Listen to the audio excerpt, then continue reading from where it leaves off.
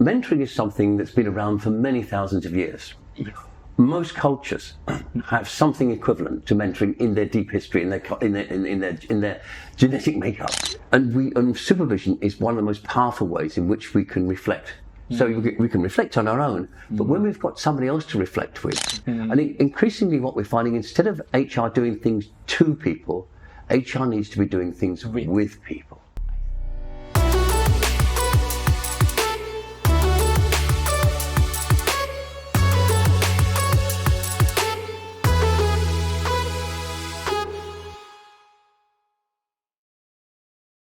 Welcome back to PeopleTalk Vanaya Indonesia. Didi here, and today we have a VVIP guest, Professor David Clutterbuck, one of the most influenced HR professional in the world, author and co-author of 75 books about the coaching and mentoring as well as the leadership. Today we have him.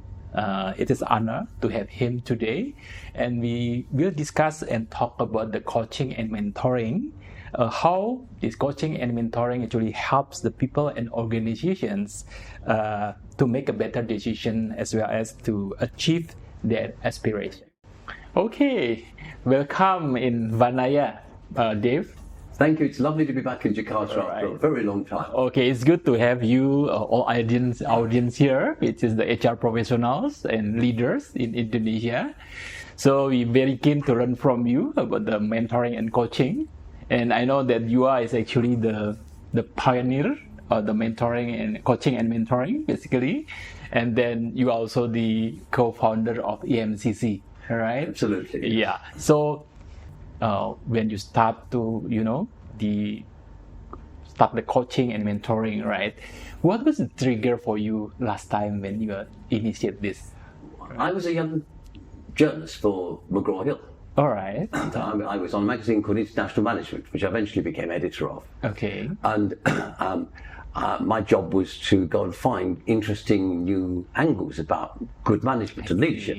Right. And I discovered an American academic called Kathy Cram, who'd done a study of 20 informal mentoring pairs and drawn some conclusions from that study. All right. So I went and interviewed her, and then I got really interested in the concept of mentoring. Coaching didn't really exist then; it was only in sport. Okay. So we both published our books in the same month in the same year, 1985. Okay. Right. And then it just took hold of me, and gradually coaching came on the scene, and we were able to incorporate coaching and mentoring together. And the European Mentoring and Coaching Council was originally the European Mentoring Centre, but then when coaching came along, we incorporated coaching in as well. All right. But before that, right, what came to your mind at the time, right, when you reflect now, what is actually the trigger that you start with? I think I've always been fascinated by conversation and dialogue. All right. So dialogue is about creating new meaning. All right. Creating new meanings. Yeah. And so helping people to gain insight. All right. And that's what coaches and mentors do. We enable people to reflect. All right. To see the issues that face them in a different way. And one of the simplest ways we describe this is that coaching and mentoring both are conversations that link a person's deeper understanding of their internal world. Who am I? What's my identity? What are my strengths, my weaknesses? What are my aspirations? So that's the internal world. With the external world, what are the opportunities for me? Who's rooting for me and who's not? Correct. And so what we do in coaching and mentoring is we help the person to grow in their understanding of the internal world and the external world, and the mentor uses a lot more of their own experience because they can. Because they've got it, they know what it's like. And so they use that experience to empathize more and to ask really powerful questions. But by linking the deeper understanding of the internal world and deeper understanding of the external world people are able to make better decisions. And that's the key of both coaching and mentoring. Difference is that coaches tend to, because they don't have the experience in the area that the person is trying to grow in, they may tend to focus much more on the internal world and on process, whereas mentors focus much more on on more holistically, and on helping somebody to really think through, what do I do next? How do I? It's more, in some ways, it's about coaching is about how do I achieve things. So the doing. But mentoring is more about the becoming. So who is the person I'm trying to become? I said that's different, right? Yeah. Okay, very good. Okay, back to your first book at that time. All right. What about it? Well, it wasn't my very first book, but it was one of my first books. Okay. What about it? We found that there were lots of organisations that were starting to experiment with mentoring. Okay. And so we went and tried to understand what they were doing, how they were doing it. We found that there was a big difference between mentoring as it was seen in the States and mentoring as it was seen in Europe. What was the difference? Well, in the States, and Kathy Cram's original research replicated this problem. They went and interviewed people who'd helped you in your career. So right? Yeah, and so they lumped them all together under mentor. Now, what we now know is there's a big difference between being a sponsor. So that's that transactional doing things for you. And the definition from America at that time was overseeing the career of a young man. Didn't forget it for women. It didn't. I mean, it really was a very male-dominated. But thank God that's changed. So they mixed together sponsorship and mentoring. We now know that those two things are not good bedfellows. You cannot be truly open and honest and have that depth of conversation with somebody you're trying to convince to look after, do things for you. All right. So that's about. Then what is the story about the book itself? After you do that, and then well, the book basically sparked off developmental mentoring around the world. All right. And so most of the developmental mentoring programs around the world tend to be based upon the research that we did then and subsequently. All right. Okay. So Dave, in Indonesia, we have a still distinct between coaching and mentoring. What is your opinion about it? And then how actually we Well, it's fascinating. Mentoring is something that's been around for many thousands of years. Most cultures have something equivalent to mentoring in their deep history, in their genetic makeup. And it's always related to the use of wisdom. And the story of Mentor was an old man who was impersonated by the goddess Athena to sit down and help Odysseus, the king of Ithaca, in the myth, in the story, at which stage it's 3,000 years old. The story, and Athena, in the guise of Mentor, would help him review the experience that he'd had and to learn from it. And so what happened was it was about a journey to wisdom, to maturity, and so Odysseus set off as one person, but came back from his journeys a much wiser person. And then we see it suddenly reappearing in France, in the courts of King Louis XIV, the Sun King. And the king had a son, the Dauphin, who was a total little brat, by all accounts. So this cleric, this very wise cleric called Fenelon, a priest, sat down with him and had the same kind of conversations, and gradually helped this person reflect upon his bad temper and all of these things, and to grow up into a proper prince, somebody who would make a good leader. All right. Now, unfortunately, as part of that, what Fenelon did was to continue the story of the dialogues of Athena, the goddess of wisdom, but this time with Odysseus' son, Telemachus. And this was just meant for use between Fenelon and the young prince. Okay. Unfortunately, somebody stole a copy. Oh, okay. Unfortunately for Fenelon, fortunate for us, because that book went wildfire. It was translated in multiple languages, but the king thought it was a criticism of him and fired Fenelon, who died in penury. Right. But that book was the first leadership book. Okay. In the Western world. All right. And how you related after that? Then how related that books, right, or whatever you, based on your reflection on coaching and mentoring, how it's related to leadership and so on? Well, essentially, what happened in that book was you were drawing out the leadership qualities in people. All right. All right. And at all levels, people, with a mentor, you take over. You have your self-leadership as well as leadership of others. Yeah. So it's about becoming the person that you fulfilling your potential as an individual. All right. It's different from coaching. All right. All right. Okay. And if we try and describe the difference, really, the coaching is a very recent thing. The word coach doesn't appear until 1850s. All right. And then it was a joke. It was mostly a bunch of students at university. Yeah. And basically, what these students did, they were rich young men. All right. Yeah. And they didn't really study very hard. They were just having fun. So they basically spent all their time getting drunk and getting laid. And then suddenly they've got some exams to do. Okay. So they get a high-priced tutor, and they compared that to a carriage. A very expensive carriage that transported a horse and cart. Yeah. Okay. And the most expensive one was a coach, which was designed from Hungary. And so the word coach.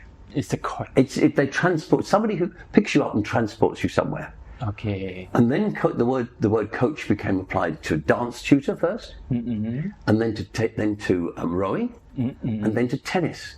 And at the time, people said, that's unfair. One team has got a coach. That gives them an unfair advantage. Okay. So there's a whole lot of stuff going on there. Okay. And then we see coaching being used in sport primarily as a form of instruction until we get Timothy Galway in 1974 publishing his book. Okay. Yeah. All right. The Inner Game of Tennis.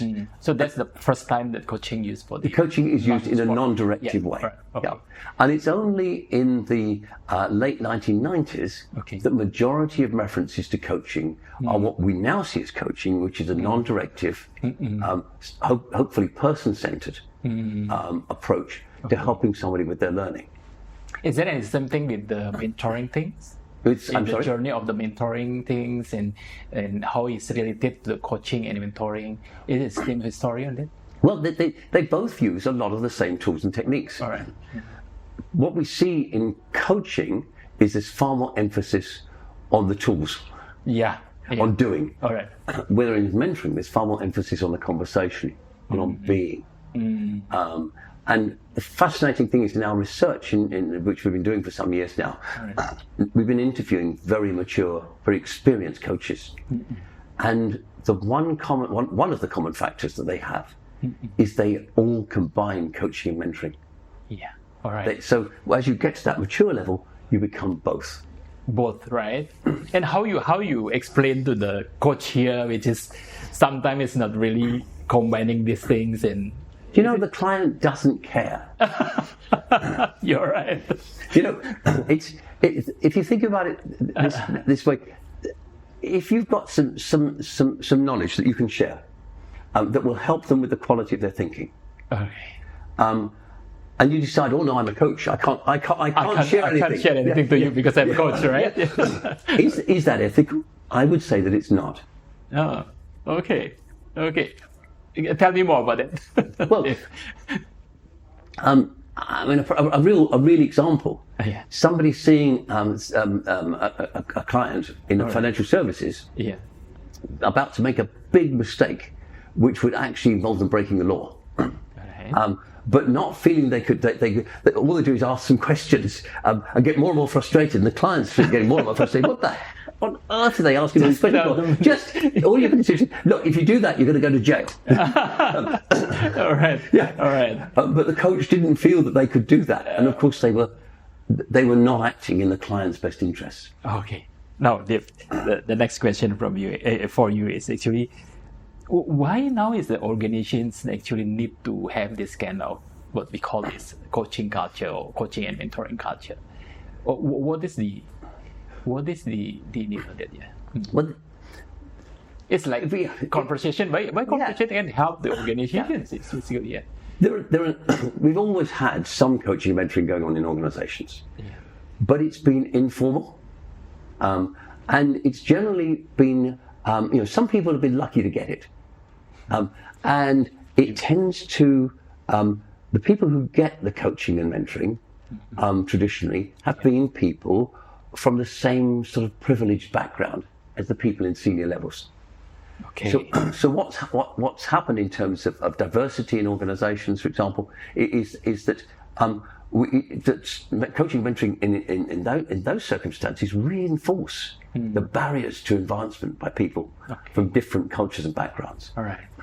If we now then say no, everybody should have a coach or mentor wherever they need it, we're into a different situation. We can encourage people to grow, no matter whether they fit the mold.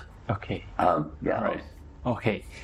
So what's actually the roles of the coaching and mentoring, right, in the organization? Because you are actually have a lot of experience, and maybe we can share us about your experience on that. What we see in organizations is there are so many benefits from having a coaching and mentoring culture, or even just having some coaching and mentoring happening at the very bottom, very minimum. And for example, mentoring has been shown to have a radical improvement benefit in terms of retaining talent that you have in the organization. So it enables the people that you really want to keep to stay. Mentoring helps people improve performance as well, and so does coaching is also closely related to the improvement of performance. One mentoring study some years ago found that salespeople who have a mentor stay longer, and on average they sold 20% more in their first year than people who didn't. All right. So it's and then you've got we call it re-recruitment.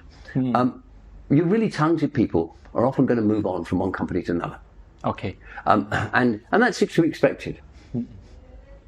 But if they've had a really good mentor, when they outgrow the job in the new company and they start thinking about where do I go to next, all right, one of the things they do is they come back and talk to their old mentor. And their old mentor, then even though in a different company, or the mentor might be in another company, or they might be the mentor may be in the same company as originally, but then the mentor said, well, you now with a lot of experience, you can come in at a higher level, right? And so this re-recruitment, one of the banks told me they were saving something like £10 million a year in recruitment fees from that. That's a lot of money. So it's all of those benefits.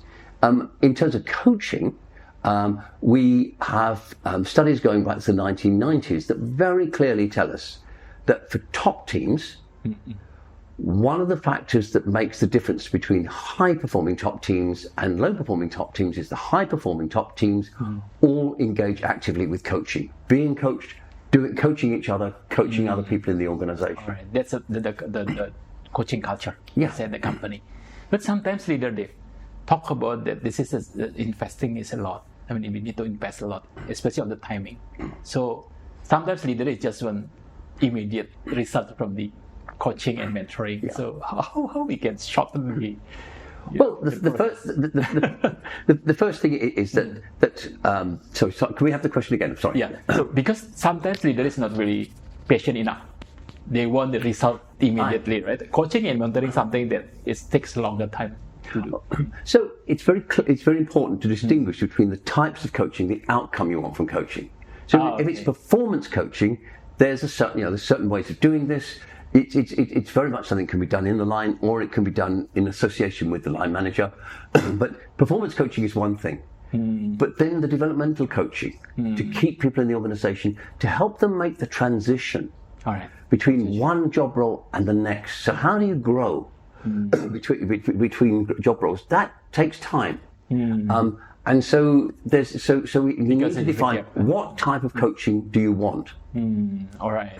So addressing the gap takes time to do. Yeah. Performance coaching can be done much more quickly. Yeah. Okay. All right. So let's talk about another topics, Dave, because now it's like coaches become professions. Yeah. Yeah. So what is your thought about that? Well, I have very mixed feelings about this. A profession comes from, it's a religious term originally, about belief. But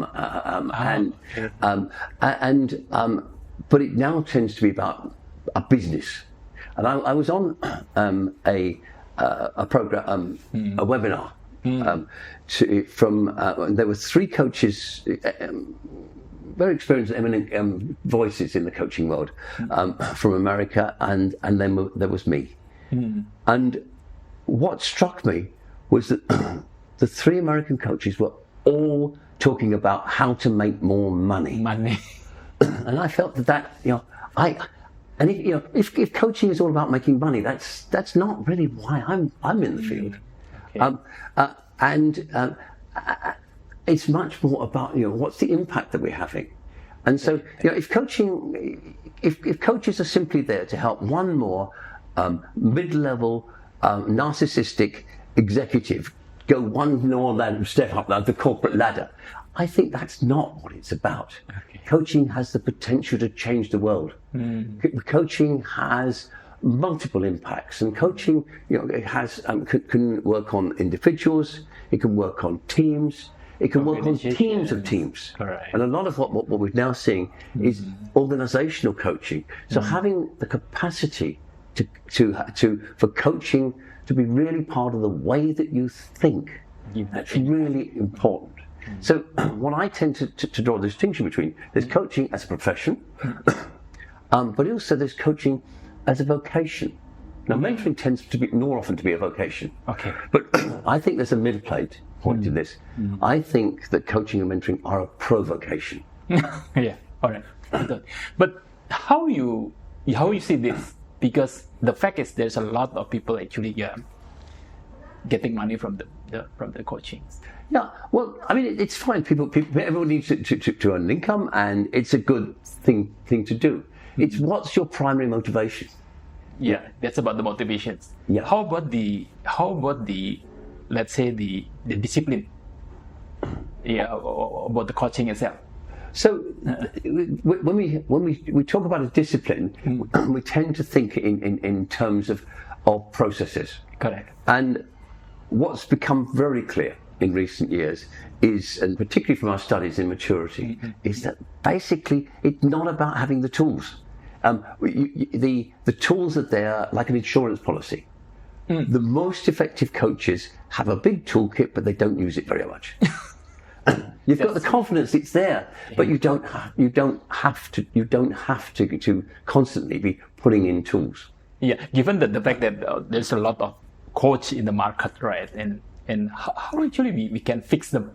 Well, I think whether this is a correct wording or not, but actually, yeah, I think they're going to be fixed against their will, for a very simple reason: artificial intelligence is making a big impact. Yeah, and over the next few years, we could already have some AIs that can do better coaching than most basic level coaches. Which is sorry? Why is that? Well, because for one reason, it's perceived as less judgmental. So people prefer it very often to the individual. There's some research from Southern California in terms of therapists around that. Right. But basically, if all your coaching is a process that is going through, right, first I establish the goal, then I look at the reality and all this stuff. So you've got a process. It's repeatable. It's formulaic. An AI can do that better and more consistently than a human being. Okay. So that kind of level of coaching is going to be increasingly less tenable. Okay. Because we'll be able to pick up our mobile phone and get coached by an AI, and immediately we want it. We haven't got to wait for an appointment. It'll just be done for us. But is that the mechanistic things? Well, yes, but that's where basic level coaching is. Okay. It tends to be basic, formulaic, following a process. It's this more mature, more advanced coaching, Okay. where you're bringing yourself into it, where you have let go of the need to control the process. Correct. So forget about the process. Yeah, so we've stopped doing coaching to people. The AI can do that. We start doing coaching with people, or just being a coach. Wow. Yeah, that's totally different. Yeah. So this morning, actually, you talk about the supervision for coach. Yeah. Tell me more about that. Well, the ICF has just started to promote team coach supervision for team coaches. It says that the team coaches need supervision. Absolutely right. But most of the other professional bodies would require supervision. And there are a lot of reasons for this, but one of them is safety. If you don't know what your where your might be dangerous, or for example, to a client, that's not good. Any example on the dangerous thing? Maybe that people here can listen from you.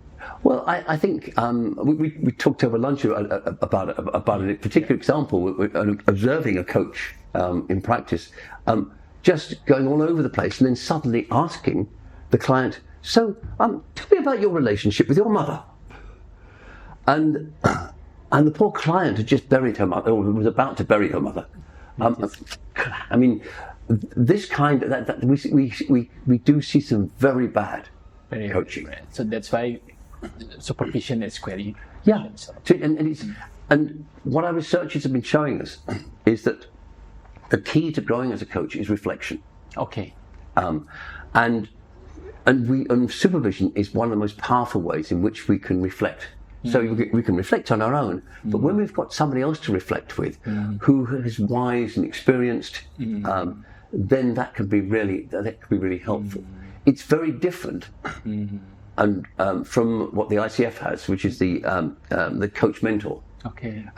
It's because that's just about helping you build your business, basically, and stick to the ICF rules, if you like. But that's not. But a supervisor takes you way beyond. It helps you understand the reason you're being a coach. It helps you to connect the reason why you're being a coach, right? It's time to reflect also, not just the coach to reflect, but also the coach is need to reflect. So we talk about three aims of supervision. There's formative, which is educational. All right. There's normative, which is about safety and ethicality. And there's restorative. It's about self-care and helping you. Self-care, okay. Because if you're a really good coach, you're going to get into lots of situations into depth with people where people are going to be sharing things with you which are really quite emotional. Yeah, true. It's similar like counseling, yeah? Yes, there's. I mean, we don't go over the boundary into counselling. Okay. But when I was learning to be a supervisor a long time ago, one of the things I brought into our practice sessions was the fact that virtually every client I had, I burst into tears at some point during the assignments, and I thought, what am I doing wrong? And when we sort of went through this and reflected on this, we realised actually, no, it's not doing anything wrong. What you're doing is getting deeper, and allowing the person to tell you stuff, or to tell themselves stuff, to be more accurate. That is highly emotional, and we're giving them the opportunity to really look at these things and to think about them in a way that doesn't happen normally. All right, thank you, Dave. Now it's different topic. So this morning also you talk about that 360 degree is yes, it's a disaster. Yes, because all the HR leader is quite familiar with 360, and I think this one is very very strategic tools that we have in HR to get feedback, right? So give us your perspective on that, so that leader here can also learn from you. What is these types of things? Well, 360 was originated in a heavy engineering factory in what was then Leningrad, now St. Petersburg. Again, it was created by the Communist Trade Union to keep line managers firmly in place. Okay. And so they called it a sociogram. And the idea was that you would get feedback as to what kind of leader they were. And then you would use that to basically tell them, you improve in that or else. Okay. And that sort of method, that sort of mentality is there in most 360s. It's a generic form that you have to fill in, which may or may not be relevant to what the person needs to work on. Yes. It has a very you get all sorts of rate of bias, because what happens is that people will tend if they've got a sociopathic leader, they're not going to risk being honest. Whereas if you've got a leader who is open and encouraging and engaging, who wants to improve, you're going to give them a much more honest score. Right. So your sociopath gets a high score and your really good managers get a low score. The whole thing is topsy-turvy. So it doesn't work. Okay. So there's many reasons why basically what we need to do with 360 is put the control in the hands of the person being rated. So they identify what are the 2 or 3 things I want to change. And so then calling out themselves. So then they own the process. Then they decide who they want to give them feedback, who will give them honest feedback. It doesn't have to be people that like them, it's people that will be honest. Okay. And then the responsibility of the rater is to support them afterwards, by not just through the questionnaire is gone and done, but to actually give them in the moment feedback. To help them when they say you're positive and negative. It was great to see you being really listening. Right. For example, would be or remember what you were trying to do about listening more. I just wondered if you wanted to reflect back on today, so forth. So it's a process that needs to be focused on the individual. That's more important. Leader. So this one is very important message for Dave today. So now the next question is, Dave, what is your suggestion for the HR leaders here in Indonesia, whereby they're still using all the traditional tools, and how the talent management can be shifted from your perspective here, especially from coaching and mentoring, right? So But we've got all these things like 9-box grids, which we just commonly use that. Right. But and performance appraisals and all this stuff that actually all of which has been proven not to work. As it's used, but it can be used to turn to good effect. So take the 9-box grid. If it's not, firstly, it can't predict performance. It can't predict really whether somebody's really ready for promotion. Okay. But what it can do, if it's in the hands of the person being appraised, if they go out and they interview people, and they come back with this feedback, and they think, what am I going to do with this? So they get a sense of how they're perceived by their stakeholders. Then they can come to their line manager or a coach and say to them, okay, so I want to improve in this. These are my 3 or 4 improvement targets, and they own it. So the chances of somebody actually engaging with it and really changing and becoming better are many times greater if you put it in the hands of the individual themselves. And this is the message we see all the way through. All this HR bling. I mean, bling is stuff that looks like it might be valuable, but actually is worthless. It's if we actually try and turn it around and say, how do we put the power in the hands of the individual? How do we stop using it for making judgments about people and enable them to develop themselves out of it? Suddenly we're into a very different environment. Okay, so then this leads to the next question in how actually we can translate this into the ecosystem of the company itself. And any thought about this thing? Or change suggestion? It's very interesting. How we HR actually translate them into our ecosystem. Yeah. Well, I think the key is what we learned. It's about encouraging conversations at all levels, making time for conversations. Make time for conversation. Yeah. Okay. Helping people have the conversation with themselves. So coaching and mentoring really help there. So you give people time to reflect on themselves and their own thinking. Helping them have better conversations with their line manager, helping the talent in the organisation have better conversations with HR and with top management. And increasingly, what we're finding, instead of HR doing things to people, HR needs to be doing things with people, and it's such a big difference. Okay. Last question, Dave. So, please give us a tips on how to start to implement the coaching culture or coaching and counseling culture, coaching and mentoring cultures. I think the very first thing to do is basically to measure what you've got.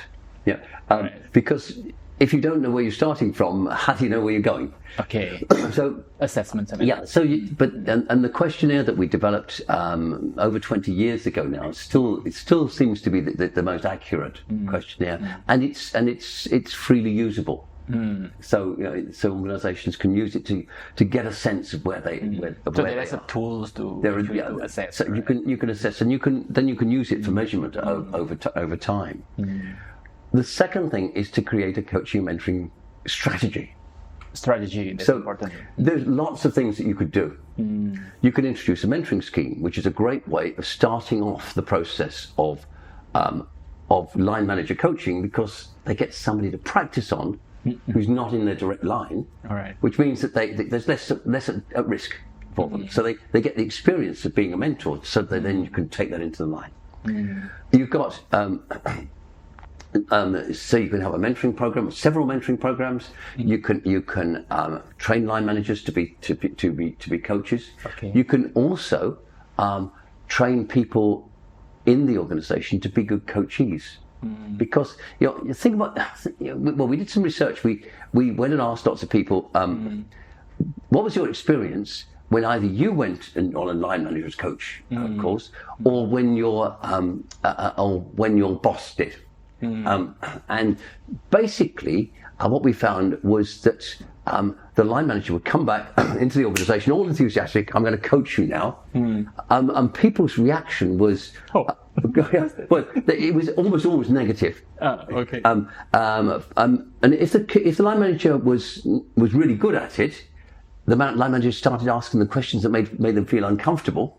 And they I don't like being challenged like this. And if the line manager wasn't any good at it, if it was clunky and clumsy, then that was also uncomfortable. And then we found that while we couldn't do an accurate study because it was too diffuse, but basically, for most line managers, it didn't take long for them to go back to where they were before. And what made the difference was what you did afterwards, and how you enabled the team itself, the coachees, to be good coachees.